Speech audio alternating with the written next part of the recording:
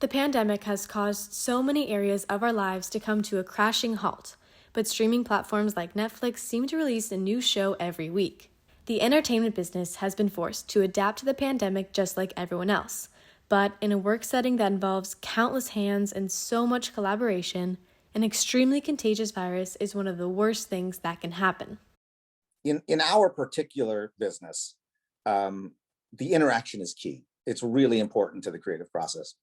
In June 2020, an industry wide task force, including the Directors Guild of America, the Screen Actors Guild, and the International Alliance of Theatrical Stage Employees, collaborated with medical professionals to create a 30-page production safety plan called the White Paper.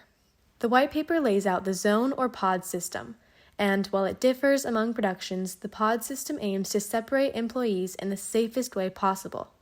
A simplified example of this would be Pod 1 as the on-set cast and crew, Pod 2 as base camp, hair, makeup, and catering, and Pod 3 as set design, prep, and production offices. Within the pods, you can find a considerable amount of safety precautions, including social distancing and coronavirus testing. Our pod 1 and pod 2, in addition to pod 5, they all test 3 times a week. But here on Leverage, we check in everyone every day. We issue them a wristband. We check their temperature. We check their oxygen levels.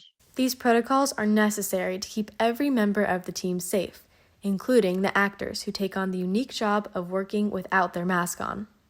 I came from basically 7 months of total quarantine with my family to acting in a scene with someone who you could feel them breathing on you. Regardless of the challenges, the entertainment business is fighting to stay up and running. If not for curing our boredom, then for the 2.6 million American jobs the film and TV industry is currently providing. There's always limitations, and I think part of the fun of the creative process is having to deal with those. I'm more proud of this one season of television than a lot of the stuff I've done just because it's been so difficult.